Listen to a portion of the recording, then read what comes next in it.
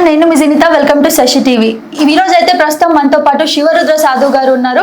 So ఆయనని స్టూడియోకి పిలవడానికి ఒక ముఖ్య కారణం ఉంది. ఇప్పుడు ఈ గత కొన్ని రోజుల నుంచి అయితే అందరి కన్ను కూడా పెద్దమ్మ తల్లి టెంపుల్ పైనే ఉంది. సో సడన్ గా పెద్దమ్మ తల్లి టెంపుల్ ని కూల్చేయడం అనేది ఎవ్వరు కూడా జీర్ణించుకోలేకపోతున్నారు. ఎందుకంటే చాలా టైం నుంచి ఆ టెంపుల్ అక్కడ వెలిసింది కాబట్టి. మరి దీన్ని రుద్రస్వామి గారు ఎలా చూస్తారు ఏంటనేది అయితే తెలుసుకుందాం. నమస్తే గురుగారు. గురుగారు, పెద్దమ్మ తల్లి టెంపుల్ అనేది చాలా ఇమోషనల్ గా కనెక్ట్ అయి ఉంది జనాలందరికీ. ఎందుకంటే సంవత్సరాల నుంచి ఉంది అది అక్కడ. సడన్ గా ఇలా టెంపుల్ తీసేస్తామనడం మీరు ఒక సాధువుగా ఎలా చూస్తున్నారు? ధర్మశాసనాల ప్రకారంగా అమ్మ, ఏ దేవీ దేవతలను కూడా మనం చరిత్ర నిర్ణయించే విధంగా కూల్చేయకూడదు. ఇప్పుడు చూడండి, 80 సంవత్సరాల చరిత్ర అని అంటున్నారు. అక్కడ ఉన్న ఆడవాళ్లే గాని, అక్కడ కుటుంబాలే గాని, వారి యొక్క మనోధైర్యం అంతా ఆ గుడి. అలాంటి గుడిని కూల్చేశారు అన్న వాళ్ళ బాధ. ఇప్పుడు మేము ప్రత్యేకంగా కలిసాం వాళ్ళని, నిన్న కలిసాను, ఈరోజు కలిసే. వాళ్ళు ఏమన్నారంటే, మేము ఎప్పటి నుంచో ఇక్కడ గొర్రెలు బర్రెలు ఇక్కడ ఈ ప్రాంతమే లేని సమయంలో, ఈ అడవి ఉన్న సమయంలో మేము ఉన్నాము స్వామి. అలాంటి ఒక గుడిని, మా మనోభావాలని, మా పెద్దమ్మ తల్లిని కూల్చడము, అమ్మని ఎక్కడ పెట్టారో తెలియదు అని అంటే ఎంతటి బాధను వ్యక్తపరుస్తున్నారు.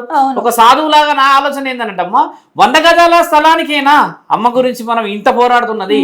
100 గజాల స్థలంలో అమ్మను పెట్టుకుంటే కొన్ని ఎకరాలు, 100 ఎకరాలు, లక్షల ఎకరాలు ఈ రోజు ఆ ప్రాంతం అంతా చాలా అభివృద్ధిలో ఉంది. ఆ అమ్మలకి మనం గౌరవం ఇవ్వకపోతే ఎలా అమ్మ? అక్కడ ఉన్న ఆడవాళ్ళందరూ బాధపడుతున్నారు. ముఖ్యంగా చూడండి, శ్రావణ మాసం మొదలైంది. శ్రావణ మాసాలు అందరూ ముత్తైదులు అందరూ వాయినాలు ఇచ్చుకోవాలి, ఈ విధంగా మన సంస్కృతి గోపురాలు గుడులు కాపాడుకోవాలని అనుకున్న సమయంలో ఇలాంటి అవాంఛనీయమైన సంఘటన జరిగితే వాళ్ళకి ఎంతటి బాధ.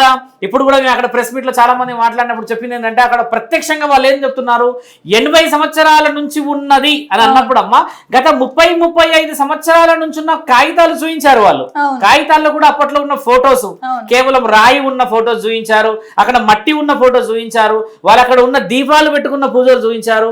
ఎన్నో వర్షాలు వచ్చినప్పుడు స్వామి మేము ఎంతో ఇబ్బందులు పడి ఎన్నో విధాలుగా కాపాడుకున్నాం. ఇక్కడ మా తాతలు ముత్తాతలు ఇక్కడ దారి కూడా లేని సమయంలో అమ్మని ఇక్కడ పెట్టుకున్నాము, పెద్ద వేప చెట్టు ఉండే అని ఇలా మాట్లాడుతుంటే వాళ్ళ యొక్క మనస్సమ్మ ఏది అభివృద్ధి ఆశిస్తలేదు. మా గుడిని మాకు, మా అమ్మని మాకు, పెద్దమ్మ తల్లిని మాది మాకు ఇస్తే మాకు అదే ఆనందం. వాళ్ళు ప్రభుత్వాలని కూడా తిడతలేరు. గమనించండి అమ్మ, అమాయకులు అక్కడ ఉన్న ఆడవాళ్ళు ఎవరిని ఉద్దేశిస్తలేరు. మా గుడి మా గుడి మా గుడి అని అంటమ్మా. ఈ రోజు చూడండి, చాలా మంది అక్రమంగా గుడులు కట్టుకున్న వాళ్ళు ఉన్నారు. ఇప్పుడు అంతెందుకమ్మా, నేను ఉంటున్న ప్రాంతంలో కూడా ఎన్నో గుడుల విషయంలో ఎన్నో గొడవలు జరిగాయి, మీకు అవన్నీ తెలిసినది.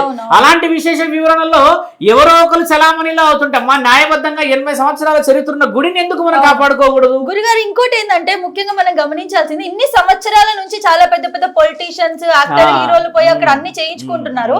సడన్ గా ఇప్పుడే ఎందుకు దాని మీద పడ్డారు? ఇప్పుడు ఇక్కడ ఇంకో విషయం ఏం తెలిసిందంటమ్మా, అక్కడ వాళ్ళు అడుగుతున్న విశేష వివరణ ఏంటంటే, ఈ స్థలానికి సంబంధించింది ఇన్ని రోజులు జరిగింది.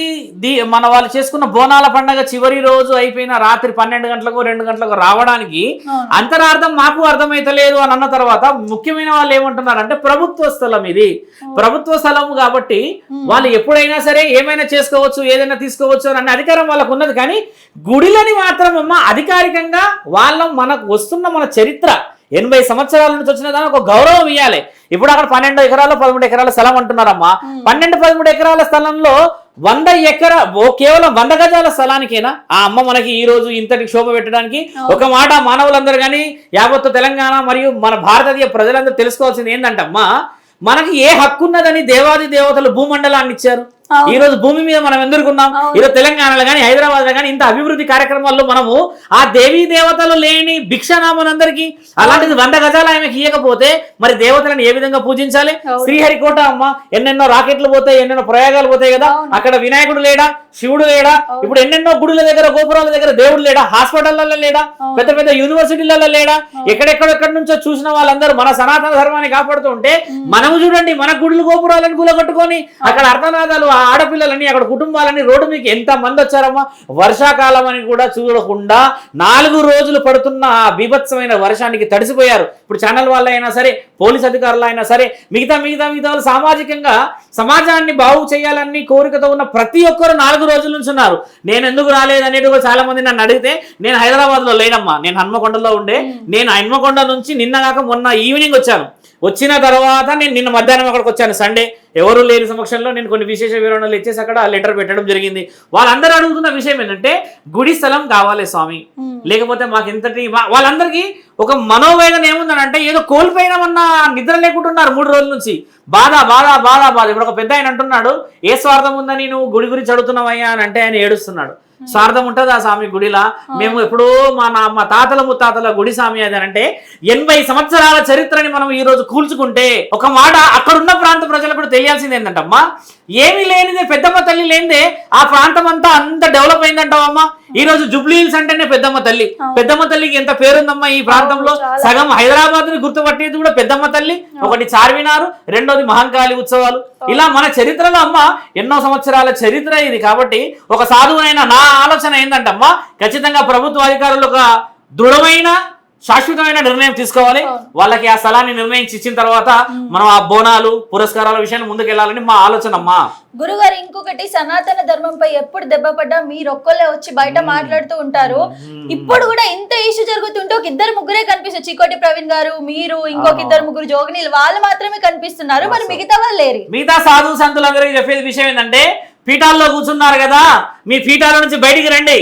మీ ధర్మాలని మీరు కాపాడుకోవాలంటే మానవ ధర్మం ఒక పీఠము ఒక పెద్దమ్మ తల్లి గుడి ఈరోజు అపవిత్రమైందనంటే మీరు పరోక్షంగానన్నా ప్రత్యక్షంగానన్నా ఫేస్బుక్ ఉన్నది, ట్విట్టర్ ఉంది, ఇంకా యూట్యూబ్ ఉన్నది, ఇన్స్టాగ్రామ్లు ఉన్నాయిగా. మీ యొక్క ఆశ్రమాల గొప్పదనం వేసుకుంటున్నారుగా. ఎందుకు మీరు సానుకూలత ఇస్తలేరు?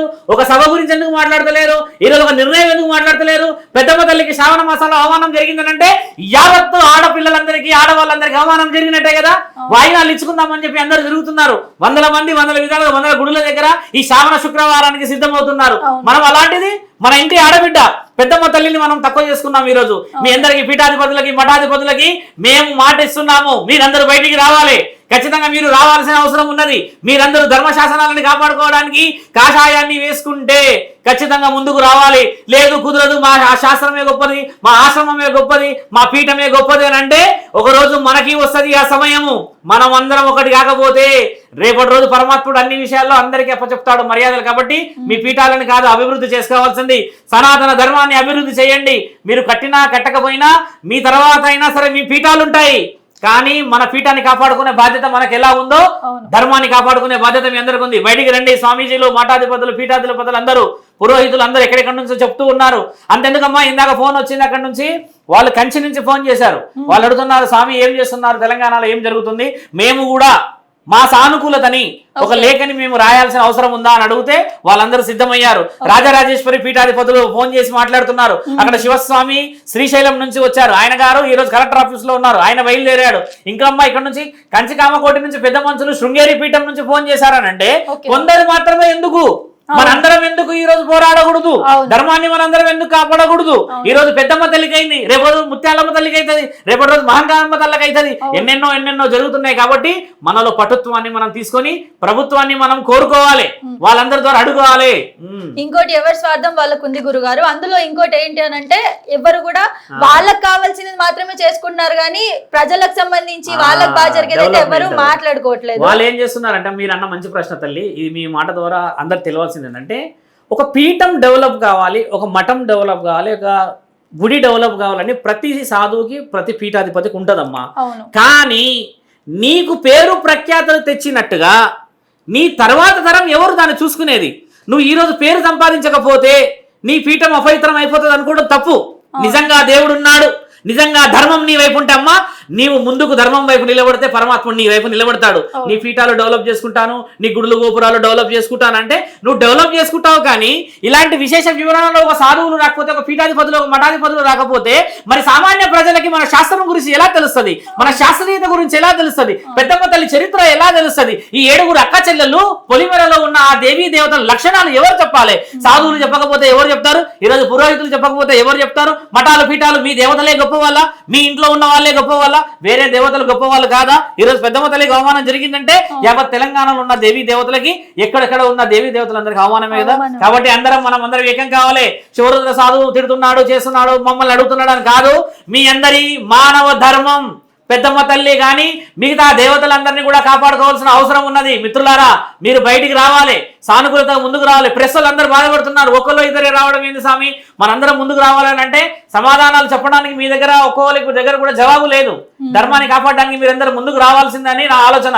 అవును గురుగారు, ఇంకోటి ఏంటంటే లాస్ట్ ఇయర్ నుంచి కూడా మనందరం గవర్నమెంట్ తీసుకున్న డిసిజన్ కి మామూలు ప్రజలు చాలా సఫర్ అయ్యారు. హైడ్రా విషయంలో కానివ్వండి, హెచ్యూ విషయంలో కానివ్వండి, స్టూడెంట్స్ అందరూ కూడా ఇలా స్థలాలకు సంబంధించి అయితే చాలా సఫర్ అయ్యారు కదా, కానీ ఎవరికి న్యాయం అయితే దొరకలేదు నాకు తెలిసి. మరి ఈ టెంపుల్ విషయంలో మనకు న్యాయం దొరుకుతుందని అనుకుంటున్నాను. ఎందుకంటే అమ్మా, న్యాయం ఎందుకు దొరుకుతుంది అమ్మవారి విషయంలో అనేది ముమ్మాటికి నేను ఎలా చెప్తానంటే అమ్మా, పెద్దమ్మ తల్లి విషయంలో చాలా మంది స్వామీజీలందరూ కలిసి ఈ రోజు కలెక్టర్ గారి దగ్గర ఒక లెటర్ పెట్టారు. ఈ రోజు కొంతమంది అక్కడికి పెద్ద వ్యక్తులు వచ్చి వాళ్ళు కూడా సానుకూలత ఇచ్చారు. ఎంఆర్ఓ గారికి ఒక లెటర్ ఇచ్చారు. నేను నిన్న అక్కడ ఉన్న మేయర్ గారు, ఆ అమ్మ పేరు విజయలక్ష్మి, గద్వాల్ విజయలక్ష్మి, ఆ అమ్మకు కూడా సుమారు 200-300 మంది మేమందరం కాగితాల సంతకాలు పెట్టి అక్కడ ఇచ్చాము. ఇచ్చిన తర్వాత కూడా ఆవిడ ఆలోచన చేసి ముఖ్యమంత్రి దగ్గరికి కూడా ఈ విషయం తీసుకెళ్తాము, 100 గజాల స్థలం గురించి మాట్లాడి అమ్మకి న్యాయం చేస్తామని అన్న మాట ఇచ్చారు. ఆ మాటగా రేపు వాళ్ళందరూ బోనాలకి పిలిపించారు. రేపు 12 గంటలకి బోనాలు తీస్తున్నారు, మీరందరూ అక్కడికి రావాలి, ఆ బోనాలలో పాల్గొనాలి, అమ్మకి వాయనం ఇవ్వాలి, 1000 బోనాలు ఎత్తాలి, 111 మంది ముత్తైదులకు వాయనం ఇవ్వాలి అనేది వాళ్ళు ఇప్పుడే చెప్పారు అక్కడ. కాబట్టి మీరందరూ కదిలి రండి ఖచ్చితంగా. సో మనందరం కలిసి ఒక్కటై మళ్ళీ ఈసారి ఆ పోరాడే సిచ్యువేషన్ అయితే వచ్చేసింది. ముత్యాలమ్మ టెంపుల్ అప్పుడు చాలా మంది వచ్చి అక్కడైతే ర్యాలీలు చేసి అక్కడ దానికి ఎంత పవర్ ఉంది మన హిందుత్వానికి అన్నది అయితే చూపించారు గురుగారు.